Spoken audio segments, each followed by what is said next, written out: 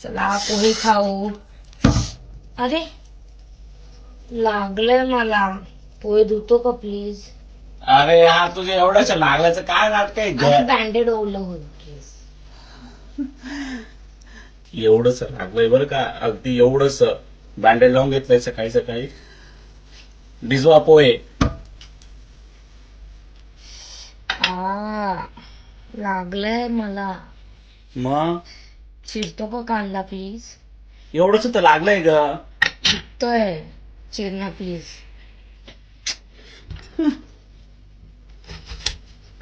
एवढंच लागलंय, केवढे नाटक आहेत बापरे.